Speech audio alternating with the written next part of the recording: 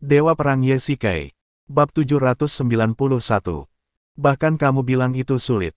Kelihatannya dia lebih keras kepala daripada kamu. Dia sedang dalam suasana hati yang buruk karena kasusnya telah dilimpahkan. Sebaiknya kamu tidak memprovokasi dia. Yesikai tersenyum pahit. Zhang Ting merupakan gambaran wanita yang pemarah. Ketika Yesikai memberitahunya tentang berita buruk itu, dia secara mental sudah siap menjadi samsak tinju.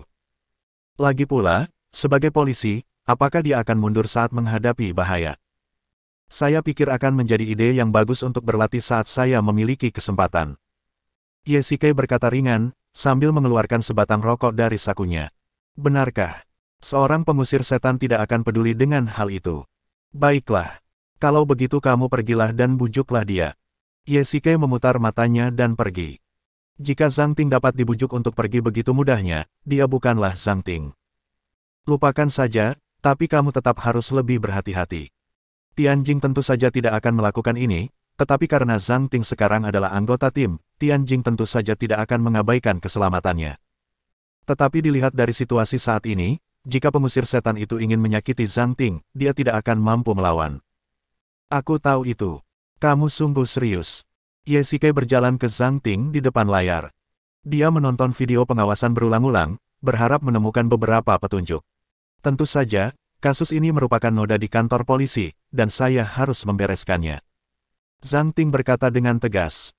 Ya, pengusir setan tidak mudah untuk dihadapi, jadi kamu harus berhati-hati dengan keselamatanmu. Yesikai memikirkannya dan tidak bisa tidak mengingatkannya. Jadi begitu. Tanpa disadari, hari telah berlalu. Yesikai berada dalam suasana hati yang tertekan, seperti seorang tahanan yang menunggu hukuman mati. Pengusir setan lambat muncul, dan tidak banyak petunjuk di tempat kejadian perkara. Bagaimana mereka bisa memulai penyelidikan? Pangkalan stasiun khusus Longya. Jadi, Anda menemui kendala. Ekspresi Yan Kuan sedikit serius. Yesikai mendatangi komandan tua ini bukan untuk mencari solusi, tetapi hanya untuk berdialog. Ya, orang itu jauh lebih licik daripada Sun Long sebelumnya. Ketika pasukan khusus kalian beroperasi sebelumnya, kalian juga bertemu dengan banyak pemimpin yang ditangkap. Banyak dari mereka juga menyebut diri mereka dewa. Ini hanyalah cara untuk menipu orang. Yan Kuan tiba-tiba menggoda, sama seperti kaisar di zaman dahulu, mereka selalu harus membuat beberapa sesuatu agar tampak berbeda. Misalnya, Liu Bang memulai pemberontakan dengan memenggal kepala ular putih dan mengklaim bahwa dia adalah putra Kaisar Merah. Lihatlah Chen Sheng, yang menyuruh orang-orang meneriakkan, Raja Chen Sheng, di malam hari. Itu tidak lebih dari sekadar cara untuk memenangkan hati orang-orang. Yan Kuan berkata sambil tersenyum. Pengusir setan ini hanya memanfaatkan psikologi orang-orang. Ya, itu benar, tetapi perilakunya mencerminkan psikologi banyak orang saat ini. Yesikai sedikit tidak berdaya. Alasan mengapa pengusir setan bisa menyebabkan kegemparan di opini publik adalah karena hal ini. Sepertinya kali ini kau telah bertemu dengan lawanmu. Yan Kuan menggoda sambil tersenyum. Kepala desa, aku dalam situasi kritis dan kau masih saja menertawakanku. Yesikai sedikit geli. Mantan kapten pasukan khusus Longya, jika ini kekuatanmu, aku tidak akan membiarkanmu menjadi instruktur. Yan Kuan menuangkan segelas air untuk Yesikai. Jadi, kepala suku tua, Anda masih punya harapan besar padaku. Tentu saja. Kalau aku tahu kau tidak bisa melakukannya, kenapa aku harus membiarkanmu ikut serta dalam penyelidikan? Bukankah itu akan menjadi aib bagi pasukan khusus kita? Yan Kuan berkata sambil tersenyum, lalu tatapannya tiba-tiba berubah serius. Saya meminta Anda datang ke sini hari ini karena saya punya petunjuk untuk Anda. Meskipun ini hanya tebakan, saya rasa ini pasti akan membantu Anda memecahkan kasus ini, dan bahkan mungkin menjadi terobosan. Oh, petunjuk apa? Cepat beritahu kami, pemimpin tua. Yesikai berteriak kegirangan saat mendengar ini, dan bahkan kehilangan ketenangannya sejenak. Jangan cemas. Yan Kuan melambaikan tangannya, perlahan mengambil dokumen dari meja dan menyerahkannya kepada Yesikai. Apa ini? Yesikai mengangkat kedua tangannya dan membuka berkas itu. Di dalamnya ada beberapa lembar kertas tipis. Ini adalah informasi seseorang. Bekas objek tindakan. Ini seorang pria. Ada foto profil samping di atas, tetapi sayangnya tidak ada foto seluruh tubuh. Ada juga pengantar sederhana di samping. Yesikai menjabat sebagai kapten tim operasi khusus Longya selama 3 tahun. Dia memiliki ratusan target operasional, tetapi dia memiliki ingatan yang sangat baik dan dapat mengingat setiap mangsa yang pernah dilihatnya. Saya harus punya kesan tentang orang ini. Yan Kuan meneguk air dan berkata ringan. Tentu saja, dia adalah orang yang saya pimpin untuk ditangkap oleh tim selama operasi di Timur Tengah. Namun, sesuatu yang tidak terduga terjadi selama operasi dan kami membiarkannya melarikan diri. Kemudian, kami menerima kabar bahwa kami telah menyerah pada misi ini, jadi kami membiarkannya pergi. Masih segar dalam ingatan saya bahwa saya bertemu dengan seorang warga Tiongkok di Timur Tengah saat itu. Ye Shike berkata dengan dingin. Saat dia melihat profil pria itu, dia sudah mengerti tujuan Yan Kuan memberinya informasi ini. Mereka tampak sangat mirip, meski hanya tampak samping dan pengusir setan itu mengenakan topeng gelap, namun sorot matanya saja sudah membuat Ye Shike yakin. Pria ini adalah pengusir setan.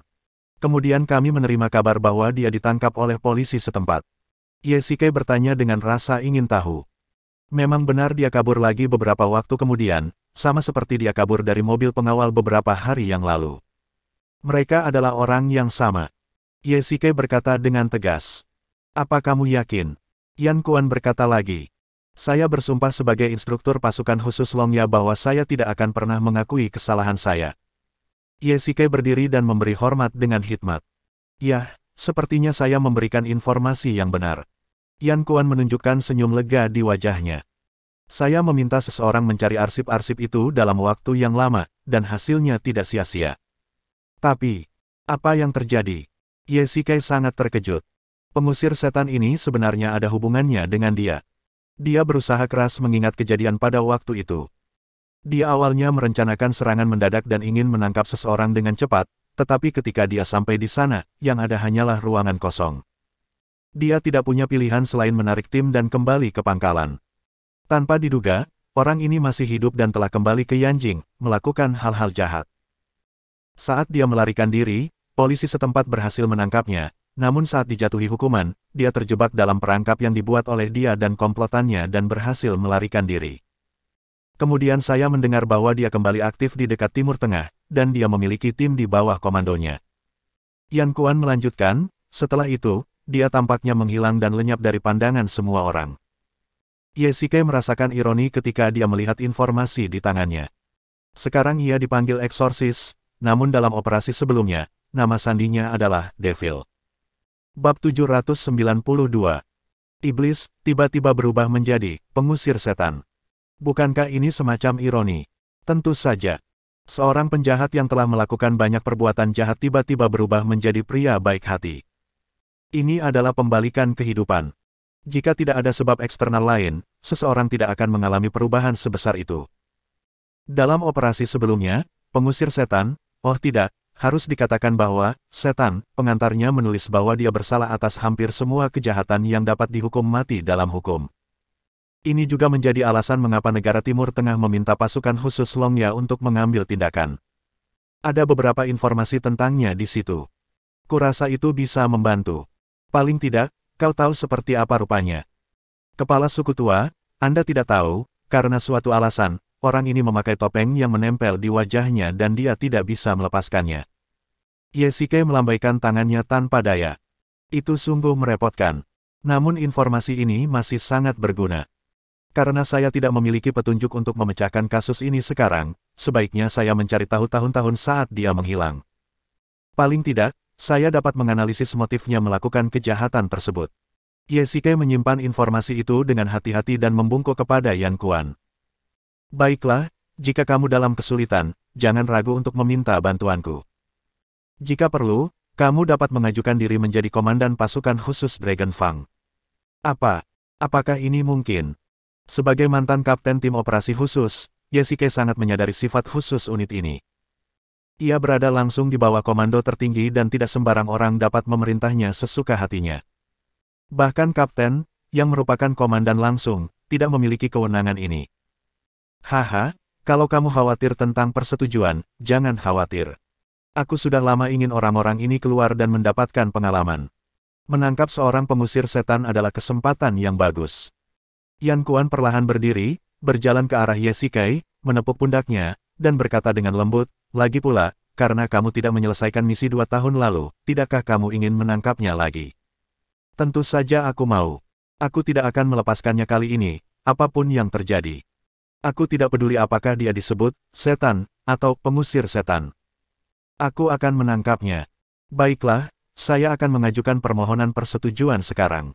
Saya rasa tidak akan butuh waktu lama. Kalau begitu, saya ingin mengucapkan terima kasih, pemimpin tua. Yesike tersenyum sedikit. Ngomong-ngomong, kita akhirnya sampai di pangkalan. Kenapa kita tidak pergi dan menemui orang-orang itu? Tidak perlu. Ouyang masih berlatih keras akhir-akhir ini. Yesike melambaikan tangannya untuk menolak dan berbalik untuk meninggalkan kantor. Pangkalan Hades. Bos, Anda ingin saya menyelidiki orang ini. Ghost melihat informasi di atas meja, awalnya tertegun, lalu berbalik untuk melihat Yesike, bukankah dia hanya kepala pasukan bawah tanah asing? Kita tidak berada di negara asing sekarang. Yesike duduk di sofa dan mendesah dalam-dalam, dialah pengusir setan yang sedang menimbulkan sensasi di Yanjing sekarang. Apa? Anak ini? Hantu itu tak kuasa menahan diri untuk berseru kaget. Baiklah, saya tidak akan pernah mengakui kesalahan saya. Baiklah, karena mereka dulunya adalah pasukan bawah tanah asing, maka akan mudah untuk menghadapinya. Aku akan memberitahu orang-orang di markas sekarang untuk menyelidiki dengan segenap kekuatan mereka, dan pasti akan ada penemuan. Kalau begitu, lakukanlah secepatnya. Aku tidak bisa menunggu selama itu. Yesike mengambil sebatang rokok dan menyalakannya. Dia merokok lebih banyak akhir-akhir ini dibandingkan 2 bulan terakhir. Dia hampir menderita kecemasan. Baiklah, kantor pusat lebih efisien daripada kita. Saya yakin akan ada tanggapan dalam 3 jam. Sangat bagus. Bos, ada satu hal lagi, apakah Anda lupa? Pada saat ini, hantu tiba-tiba memanggil Yesike, dan saat dia hendak berbicara, dia terdiam, tampak ragu-ragu untuk berbicara. Ada apa? Yesike menoleh dan bertanya dengan rasa ingin tahu. Bos, apakah Anda benar-benar tidak tahu, atau Anda hanya berpura-pura? Omong kosong, tentu saja itu benar. Jika ada yang ingin kau katakan, katakan saja. Yesike memutar matanya dan berkata dengan ringan. Lusa adalah hari ulang tahun Dewi Bulan. Lusa adalah. Perkataan Ghost meledak di benak Yesike seperti guntur. Memang, lusa adalah ulang tahun Jikian. Di masa lalu, pada saat ini, Yesike akan membawa banyak hadiah ke kuil bulan dan menghabiskan waktu bersamanya. Bos, apakah Anda benar-benar lupa? Ghost masih tidak dapat mempercayainya. Saat itu, Yesike sedang menghitung hari untuk mengingat ulang tahun Jikian. Bagaimana dia bisa melupakannya hanya dalam waktu setengah tahun setelah tiba di Yanjing? Sepertinya aku sibuk akhir-akhir ini. Yesike berkata ringan, lalu duduk kembali di sofa, mengeluarkan sebatang rokok dari sakunya dan mulai merokok, tetapi kali ini, jari-jarinya sedikit gemetar. Belikan aku hadiah dan berikan padanya atas namaku. Setelah waktu yang lama, Yesike mengucapkan kata-kata ini. Apa? Ghost terkejut setelah mendengar ini. Bos, apakah Anda yakin tidak ingin kembali dan menemuinya? Kudengar dari Selina bahwa Dewi Bulan sedang tidak dalam suasana hati yang baik akhir-akhir ini dan selalu mendesah sendirian. Kurasa itu karena kejadian ini. Melihat Yesike lambat berbicara, Ghost menambahkan lagi. Anda cukup bijaksana. Yesike berkata dengan dingin, jika kau punya pikiran, sebaiknya kau selidiki pengusir setan itu. Novel terbaru diterbitkan pertama kali di Liu 9 Suba. Baiklah, kalau begitu. Melihat perubahan itu, hantu itu berhenti berbicara dan hanya bisa berjalan keluar tanpa suara. Jikian adalah wanita yang bahagia karena dia bertemu dengan orang itu dalam hidupnya, tetapi dia juga tidak beruntung karena orang itu ditakdirkan bukan miliknya. Bos, bangun. Bos, bos, bos. Ada apa? Yesike membuka matanya, melihat sekelilingnya, dan benar-benar tertidur di sofa dalam keadaan linglung. Markas besar telah mengirimkan informasinya. Apa? Secepat itu? Coba aku lihat. Yesike segera melompat dari sofa dan dengan bersemangat, meraih kertas dokumen. Bos, Anda tidak akan pernah membayangkan bahwa bajingan ini benar-benar memiliki pengalaman seperti itu. Kata hantu itu secara misterius. Bawahanku memberontak, aku terluka parah, dan aku nyaris lolos dari kematian, tapi aku juga diselingkuhi. Yesike tidak dapat menahan diri untuk berteriak. Dia hampir meragukan apakah para penyelidik dari markas besar Istana Hades adalah pengusir setan itu sendiri, karena mereka menyelidiki berita itu dengan sangat hati-hati. Ia tidak pernah menyangka bahwa pengusir setan yang diyakini bangkit kembali setelah melarikan diri, justru mengalami kemunduran. Bukan hanya sebagian besar mantan bawahannya yang berpencar, tetapi beberapa yang tersisa menusuknya dari belakang. Yang paling penting adalah bahwa wanita sebelumnya dari pengusir setan itu benar-benar bersama anak buahnya. Bukankah ini berarti curang? Haha, aku jadi sedikit bersimpati padanya sekarang. Yesike tidak dapat menahan tawa. Benar sekali. Orang ini dikhianati oleh bawahannya dan hampir kehilangan nyawanya. Pada akhirnya, dia diselamatkan oleh beberapa orang kepercayaannya yang tersisa. Kata hantu itu dari samping. Bab 793. Seperti kata pepatah, pasti ada sesuatu yang menyedihkan pada orang yang penuh kebencian. Pengusir setan pernah dikhianati, dan itu adalah pengkhianatan ganda baik dari dalam maupun luar. Ini akan menjadi pukulan fatal bagi siapapun. Untungnya, dia memiliki beberapa penggemar setia yang melindunginya, jadi dia menyelamatkan hidupnya. Timur Tengah sebelumnya berada di bawah pengaruh Dewa Api Hephaestus, tetapi setelah dia terbunuh di Gunung Suci terakhir kali, kekuatan Istana Hades kita perlahan-lahan menyusup ke sana. Kalau tidak, kita tidak akan menyelidiki informasi tersebut secara terperinci. Itu hal yang baik. Yesike bergumam, ayo, lanjutkan. Setelah diselamatkan oleh orang-orang kami, dia menghilang. Saya pikir dia mungkin bersembunyi. Ghost menggelengkan kepalanya dan berkata, lagi pula, dia bukan orang penting saat itu, dan kami tidak tahu banyak tentangnya. Bukan orang hebat. Kalau begitu dia bukan seorang kultivator sebelumnya. Yesike menangkap kata-kata dalam percakapan itu dan bertanya dengan rasa ingin tahu. Dari data, tampaknya dia bukan orangnya. Kalau tidak, bawahannya tidak akan memberontak semudah itu.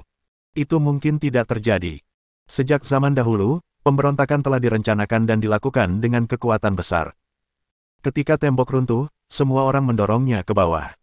Tidak peduli seberapa kuat bosnya, jika bawahannya bertekad untuk memberontak, tidak ada cara untuk membalikkan keadaan. Yesike berkata dengan ringan. Karena telah menjadi bos selama bertahun-tahun, dia mengetahui kebenaran ini dengan sangat baik. Kalau dia tidak punya cara untuk mengendalikan orang, bagaimana mungkin begitu banyak orang setia pada istana dunia bawah? Dan orang-orang kepercayaan Yesike ini semuanya mengagumi pesona pribadinya. Jangan mempekerjakan orang kalau Anda meragukannya, dan jangan meragukan orang lain kalau Anda mempekerjakan mereka. Ini adalah prinsip Yesike dalam mempekerjakan orang. Dia bahkan tidak melakukan pembelaan terhadap bawahannya, tetapi hampir tidak ada pengkhianat di istana dunia bawah. Jadi, kemungkinan besar pengusir setan itu menjadi pengusir setan seperti sekarang karena kejadian ini. Yesike bergumam. Bos, menurutku juga begitu. Dia dulunya adalah iblis dan telah membunuh banyak orang. Namun, ketika dia menghadapi hal semacam ini, hatinya pasti telah berubah. Dia mungkin membenci wanita itu dan bawahannya yang suka memberontak. Dengan rangkaian pemikirannya ini, dia ingin membersihkan dirinya sendiri, jadi dia mengganti namanya menjadi pengusir setan, dan mengkhususkan diri dalam membunuh mereka yang mengganggu masyarakat. Yesike melanjutkan apa yang dikatakan hantu itu, dan apa yang dia katakan sejalan dengan logika normal. Yah, kemungkinan besar begitu. Bagus, sekarang aku punya cara untuk menghadapinya. Yesike mengangkat sudut mulutnya sedikit, memperlihatkan senyum dingin. Beritahu Om dan minta dia untuk segera datang. Ada yang ingin kukatakan padanya. Yesike langsung berkata, pasar kayu di utara kota Yanjing. Mengapa kamu membawaku ke sini?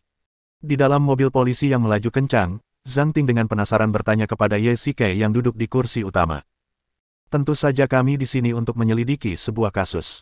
Menurutmu apa lagi yang kami lakukan? Kami di sini untuk minum teh dan bersantai. Yesike menghentikan mobilnya. Tunggu, jangan keluar dulu. Yesike mengeluarkan satu set pakaian dari kursi belakang dan melemparkannya, pakai ini. Mengapa kamu ingin berubah? Zhang Ting mengambil pakaian itu dan bertanya dengan rasa ingin tahu, wajahnya agak merah, tampak sedikit malu. Omong kosong, kau memakai ini karena kau takut pengusir setan tidak tahu identitasmu, kan? Yesike melirik seragam polisi pada Zhang Ting dan memutar matanya. Cepat ganti baju. Aku keluar dulu, kamu ganti baju di dalam. Setelah mengatakan itu, Yesike membuka pintu mobil dan berjalan keluar. 10 menit kemudian. Saya tahu saya harus mengenakan pakaian biasa, tetapi mengapa saya harus mengenakan ini? Zhang Ting berjalan keluar dengan sepatu hak tinggi. Rok ungu itu memiliki kualitas terbaik-baik dari segi desain maupun bahan. Bahkan Zhang Ting, yang tidak tahu apa-apa tentang barang mewah, dapat melihatnya. Namun, yang membuatnya bingung adalah mengapa Ye Xike memintanya mengenakan gaun ini ke pasar. Omong kosong, kamu berpakaian seperti itu saja, bagaimana orang lain bisa berpikir kamu kaya? Mata Zhang Ting berbinar melihat penampilan Ye Xike, mengenakan jas dan celana panjang, dengan safir di kerahnya. Orang kaya, mengapa aku harus berpura-pura kaya? Zhang Ting bertanya lagi. Jangan bicara omong kosong.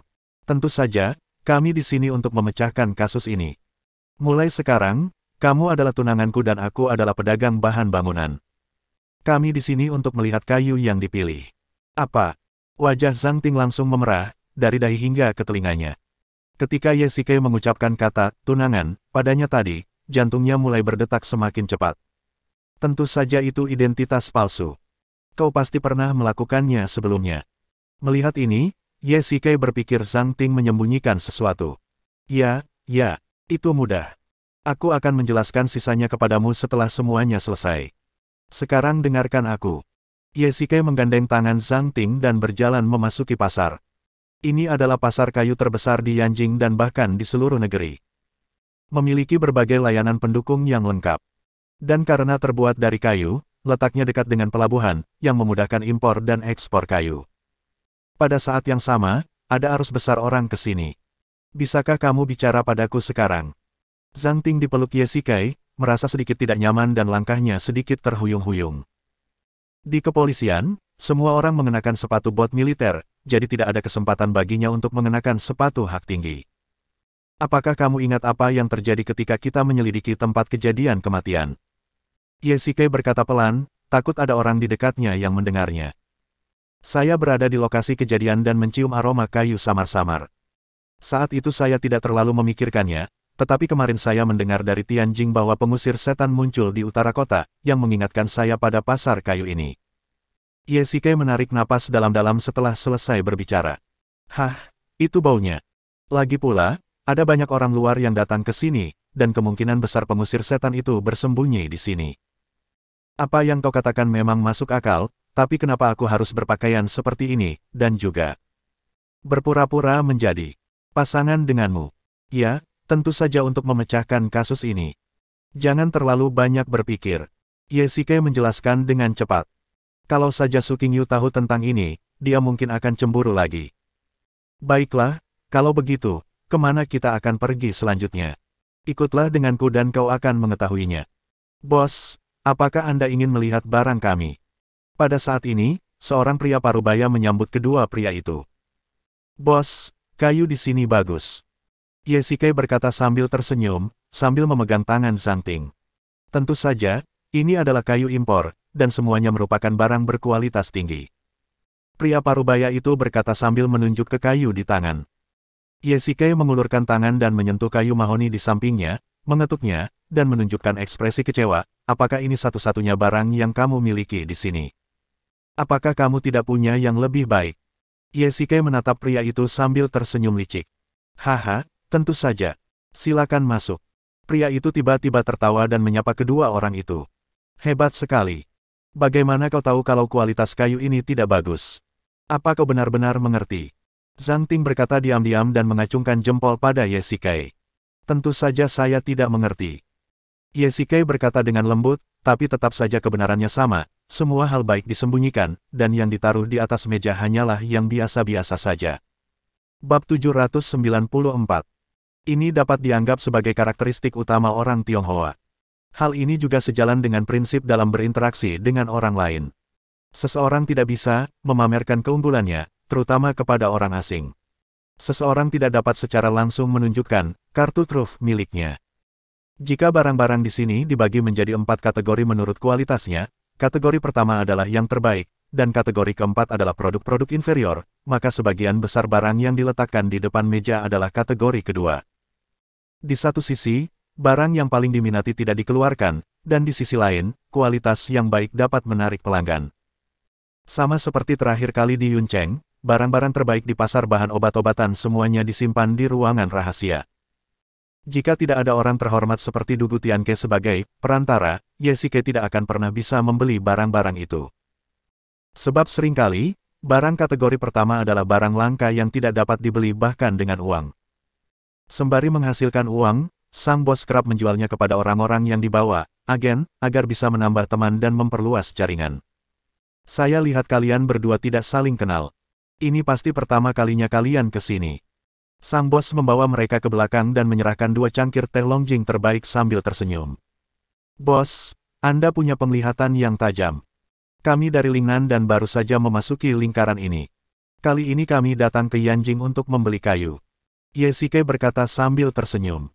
Zhang Ting di samping merasa bingung. Mereka telah sepakat untuk memecahkan kasus tersebut, tetapi bagaimana itu berubah menjadi pembicaraan bisnis. Mereka mengatakan, membicarakan bisnis bukan masalah besar, tetapi menyelesaikan kasus merupakan hal yang mendesak. Zhang Ting merasa cemas sekarang.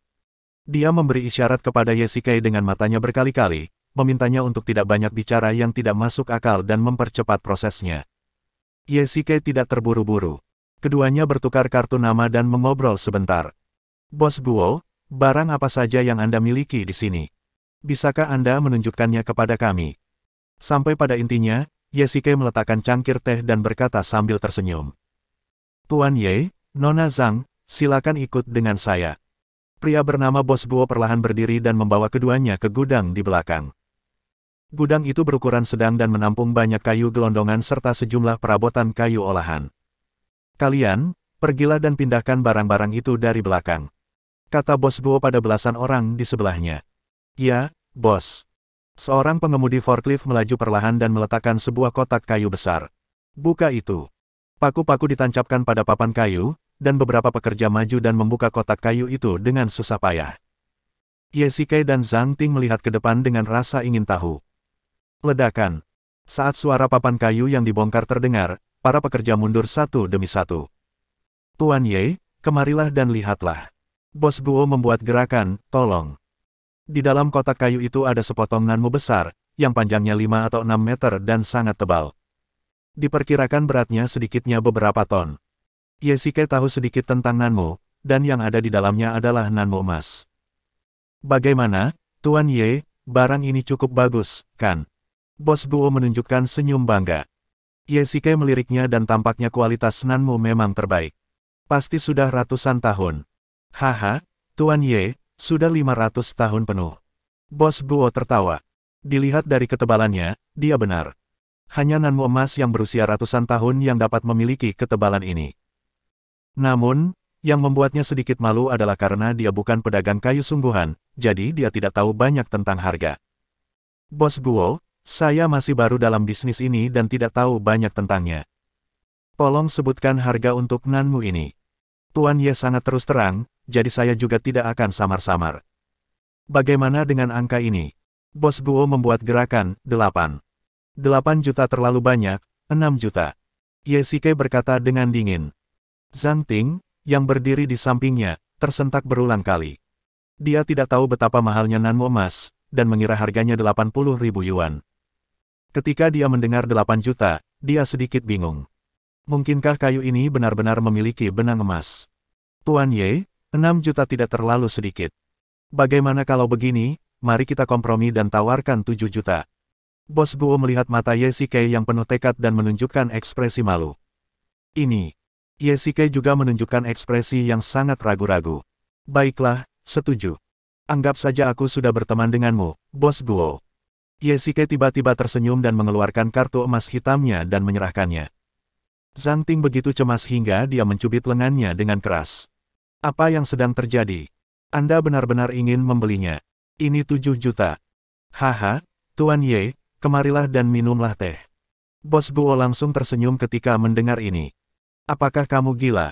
Apakah kamu benar-benar akan membelinya? Zhang Ting menemukan waktu luang, menarik Ye Shike ke samping, melihat sekeliling, dan terus memarahinya.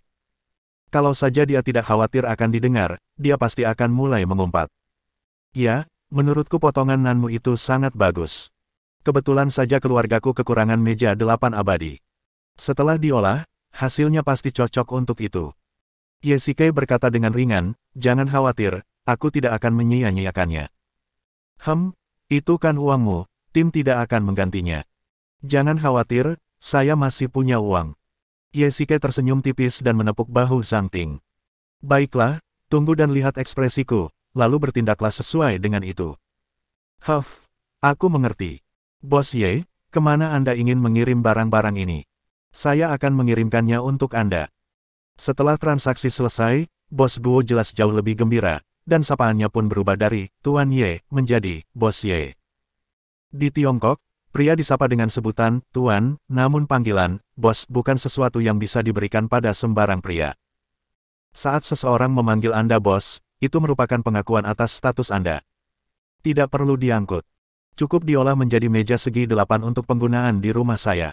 Ye Xike berkata sambil tersenyum. Mata Bos Guo menjadi lebih tajam. Siapapun yang dapat menggunakan nanmu emas untuk membuat perabot pastilah orang kaya. Sekarang setelah kesepakatan selesai, Bos Guo secara alami menjadi lebih perhatian dan berbicara lebih banyak dengan Ye Xike. Bos Guo, apakah ada produk di pasar ini yang lebih baik dari produk Anda? Haha, Bos Ye, pujianmu itu terlalu berlebihan bagiku. Bos Guo tiba-tiba menundukkan tubuhnya dan berkata dengan lembut, kamu adalah orang luar, izinkan aku memberitahu kamu sesuatu, sebenarnya ada bos besar di pasar kita. Bos besar? Ya, itu bos besarnya. Bos Guo mengangguk. Barang-barang yang dijualnya semuanya barang bagus. Reputasi pasar kayu Yanjing kami sebagian besar didukung oleh bos besar ini. Benarkah? Bos besar ini benar-benar sekuat itu. Melihat perubahan itu, Ye Xike terus bertanya. Ya, aku tidak berbohong padamu. Haha, Bos Guo, aku datang ke sini kali ini untuk membeli sejumlah barang. Aku benar-benar ingin bertemu dengan bos besar ini. Tolong perkenalkan aku padanya. Ye Xike sengaja merendahkan postur tubuhnya dan bersikap sangat tulus. Baiklah. Baiklah, aku akan mengenalkannya padamu. Bab 795. Jika kamu ingin memecahkan kasus, selesaikan saja. Untuk apa menghabiskan begitu banyak uang? Setelah meninggalkan pasar kayu, Zhang Ting terus mengeluh kepada Ye Xike. 7 juta bukanlah jumlah uang yang kecil, tetapi Ye Xike tidak tampak tertekan sama sekali, seolah-olah dia hanya menghabiskan 70 yuan. Tidak ada yang bisa dibeli dengan uang itu baik. Ye Xike tersenyum tipis. Jika aku menghabiskan 7 juta dan berhasil menangkap pengusir setan dan menyelamatkan beberapa nyawa, menurutmu apakah itu sepadan? Cek, itu semua omong kosong. Mereka tahu kamu kaya, tapi kamu pamer. Zhang Ting tampaknya tidak mempercayainya. Dia tidak mengerti pandangan dunia Ye Xike. Faktanya, nilai nanmu emas ini tidak akan terdepresiasi setelah dijadikan furnitur. Bagaimanapun juga, itu adalah barang langka dan keras. Kenapa, kamu masih saja membenci orang kaya? Ye Xike menggoda, wajahnya tiba-tiba menjadi serius. Dalam beberapa hari terakhir, Biro Keamanan Nasional dan anak buahku telah menyelidiki bagian utara kota. Dapat dikatakan bahwa kami telah memeriksa setiap inci atap, tetapi pengusir setan itu belum terlihat. Saya pikir tidak ada orang normal yang akan melupakan topeng, tidak biasa, itu setelah melihatnya. Mungkin dia sengaja menyembunyikannya agar tidak ada yang mengetahuinya. Zhang Ting bertanya. Tidak peduli seberapa baik kamu bersembunyi, kamu pasti akan ketahuan. Kecuali kamu membuang semua peralatan elektronik di tubuhmu dan bersembunyi di pegunungan dan hutan, cepat atau lambat kamu akan ketahuan. Distrik Utara adalah tempat berkumpulnya orang luar di Yanjing. Biasanya ada banyak orang. Bagaimana seseorang bisa bersembunyi dengan sempurna? Sebenarnya, saya mencium aroma kayu yang sangat ringan di setiap tempat kejadian, dan hanya ada sedikit serbuk kayu. Awalnya saya pikir itu berasal dari salib, tetapi baunya menghilang di kantor polisi. Jadi saya pikir pengusir setan itu pasti berada di dekat pasar kayu dan mencium bau kayu. Hidung anjing banget. Jika kamu membawa anjing polisi, aku tidak perlu bekerja keras. Ye Xike tersenyum canggung dan mengirim Zhang Ting kembali ke Biro Keamanan Nasional. Kamu kembali dulu. Aku akan ke rumah sakit untuk menjenguk seseorang. Ye Xike berkata dengan ringan. Siapa ini? Seorang teman pribadi. Ucap Ye Xike sambil menginjak pedal gas, meninggalkan Zhang Ting di tempatnya. Hah, dasar bajingan. RSUD. Apakah kamu sudah merasa lebih baik? Ye Xike meletakkan keranjang buah yang dibelinya di meja samping tempat tidur dan berkata kepada wanita cantik di tempat tidur. Orang ini tentu saja Zhao Yanran. Terakhir kali, dia dikejar oleh sekelompok pria berpakaian hitam. Jika Yesike tidak mengambil tindakan, dia tidak akan memiliki kesempatan untuk berbohong di sini. Tidak apa-apa. Zhao Yanran mengambil sebuah apel dan mulai memakannya dalam suapan besar. Dia tanpa sengaja mengangkat selimut itu, memperlihatkan sepasang kaki putih dan ramping dengan beberapa bekas luka samar di atasnya, yang tertinggal selama pengejaran. Yesike mengalihkan pandangannya dari kakinya. Meski memang tidak elok jika ada beberapa bekas luka di kakinya, tetapi bagaimanapun juga dia adalah satu dari 4 wanita cantik, dan godaan semacam ini bukanlah sesuatu yang dapat ditolak oleh orang biasa. Seorang pria sejati tidak seharusnya melihat hal-hal yang tidak senonoh. Hehe, aku lihat kamu merasa cukup nyaman di rumah sakit akhir-akhir ini. Yesike berkata dengan ringan. Tuan Ye, Anda mengejek saya dengan mengatakan ini. Siapa yang mau pergi ke rumah sakit tanpa alasan? Zhao Yanran berkata dengan marah, lagi pula, akulah yang merencanakan pernikahanmu dengan Nona Su. Kau tidak bisa mengatakan bahwa aku sedang menyindir. Jangan bersikap tidak ramah. Mata Yesike tiba-tiba berubah dingin. Bicara soal pesta pernikahan, jangan lupa bahwa istri saya ditembak di sana. Saya tidak pernah melupakan kisah ini. Yesike tampaknya akan kehilangan kesabarannya. Rasa dingin yang tidak wajar terpancar darinya. Zhao Yanran mundur sedikit dengan ekspresi ketakutan. Kenapa kamu begitu galak? Bukan aku yang melakukannya. Zhao Yanran berkata dengan lemah. Lalu apa yang akan kamu lakukan terhadap luka istriku?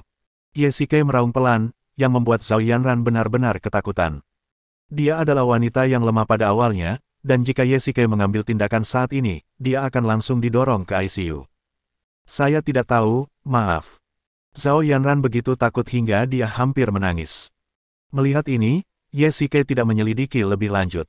Dia mendengus dingin dan duduk di samping sambil menonton TV. Setelah ketakutan seperti itu, Zhao Yanran jelas jauh lebih jujur. Ledakan. Nona Zhao, sudah waktunya disuntik. Pada saat ini, seorang perawat mengenakan masker datang ke pintu. Oh, baiklah. Zhao Yanran meletakkan apel di tangannya dan berkata dengan ringan. Tuan, saya ingin memeriksa luka pasien, tolong. Perawat wanita itu melirik ke sekeliling bangsal, berjalan ke Yesike, dan berkata dengan malu. Oh, oke, maaf mengganggu. Yesike melirik Zhao Yanran. Ketika perawat mengatakan, pemeriksaan fisik, Yesike melompat berdiri, wajahnya sedikit merah, dan segera meninggalkan bangsal. Cek, kamu punya keinginan tapi tidak punya keberanian. Sebelum meninggalkan bangsal, Yesike samar-samar mendengar keluhan Zhao Yanran. Yesike berjalan keluar dan mendapati ada 2 perawat berdiri di luar dengan troli di depan mereka, seolah-olah mereka sedang menunggu rekan mereka keluar. Apakah ada begitu banyak perawat di rumah sakit ini? Yesike tidak bisa menahan diri untuk tidak mengeluh. Tampaknya dia belum pernah melihat 3 perawat memberikan suntikan kepada pasien pada saat yang bersamaan. 2 wanita, bagaimana kondisi pasien di dalam sekarang? Mungkin karena bosan, Yesike berjalan mendekat dan mengobrol dengan mereka. Kenapa kamu begitu peduli? Pergi saja. Dia ingin mengobrol sebentar, tetapi salah satu perawat tiba-tiba membuka mulut dan mulai mengumpat. Yesike awalnya tertegun, lalu dia langsung marah. Dia tidak terbuat dari tanah liat. Dia adalah seorang staf industri jasa, tetapi dia memiliki sikap seperti itu. Yesike mengangkat tangannya dan tanpa sengaja menepuk kereta. Telapak tangannya mendarat di kain putih di atasnya, tetapi dia menarik tangannya kembali seolah-olah dia tersengat listrik. Dia tidak dapat melihat apa yang ada di balik kain putih itu, tetapi dengan bertahun-tahun kontak dengan senjata api, bagaimana mungkin dia tidak merasakan bahwa ada senjata api di balik kain putih itu. Tuan, dia baru saja mengalami sesuatu yang tidak menyenangkan dan sedang dalam suasana hati yang buruk. Saya minta maaf atas namanya. Perawat lain maju 2 langkah dan membungkuk pada Yesike. Ini. Yesike terkejut pada awalnya, matanya berputar, dan ekspresinya menjadi tenang. Lupakan saja, lain kali berhati-hatilah. Yesike melambaikan tangannya dan berjalan melewati mereka berdua.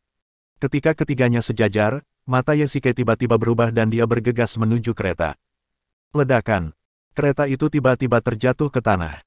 Yesike bertaruh bahwa benda di gerobak itu adalah pistol. 2 pistol hitam terjatuh dari kereta. Memang demikianlah halnya. Mereka bertiga tertegun sejenak. Lakukanlah. Seorang perawat berteriak dingin, mengeluarkan belati dari pakaiannya, dan bergegas maju. Perawat lain tersadar, mengeluarkan 2 bilah pisau tajam, dan bergegas maju dalam sekejap. Hanya hal sepele. Yesike sudah mempersiapkan diri dengan baik. Dia segera mengeluarkan pedang logam tajam dari cincin penyimpanannya dan mengayunkan tangannya. Ledakan. Belati di tangan seorang perawat patah menjadi dua bagian. Pedang logam itu sangat keras dan tidak bisa dihancurkan. Tatapan mata Yesike terpaku. Kedua orang ini sama sekali bukan perawat, tetapi pembunuh profesional. Lalu orang yang baru saja masuk itu juga seorang pembunuh. Bersambung.